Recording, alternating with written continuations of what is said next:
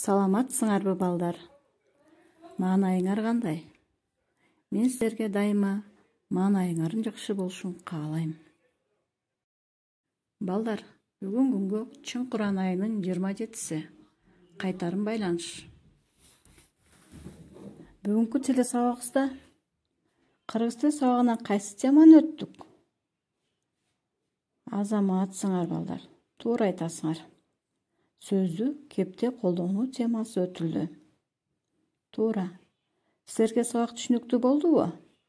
Анда балдар, бүгүнкү сабакта жакшылап эсиңерге түйүп алгыла. Анда эмесе балдар, сөздү кепте колдонуу деген темабызда мисал келтирип кетеличи.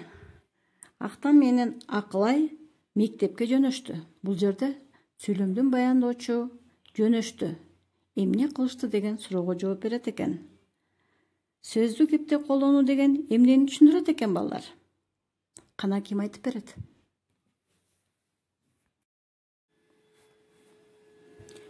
Сөздү кепте колдонуу деген эмнени түшүндүрөт экен балдар? Кана ким жооп берет? Кана эмесе балдар, кимге жооп бересиңер?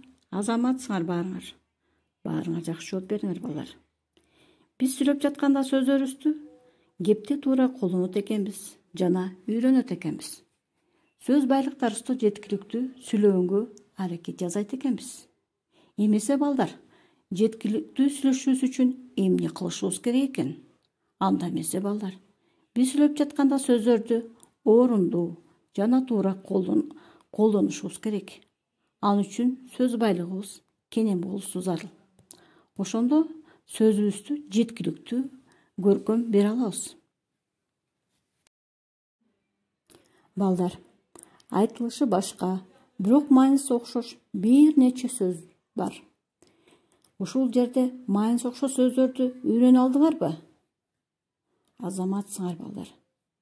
Анда эмесе балдар, бул сөздөрдө бир гана сөздү колдонбостон мааниси окшош сөздөрдү кебибизде колдонушубуз керек экен. Анда эмесе балдар, бүгүнкү сабакта эмнелерди үйрөнө алдыңар? Кептеги сөздөрдү туура колдонууну үйрөндүңөрбү? Сөз байлыктарыбызды бир аз да болсо кеңейтип алганга үйрөндүкпү? Анда эмесе балдар, 340-көнүгүүнү карап көрөлүчү. Карыя деген сөзгө кайсы сөздүн мааниси дал келет экен? Кана ким жооп берет? Азаматсыңар балдар. Карыя деген сөзгө абышка. Туура, азаматсыңар.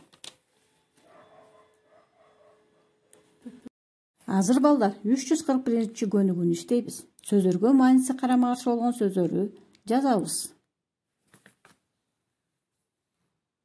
Мисалы, карама каршы келген сөздөрдү аял, эркек.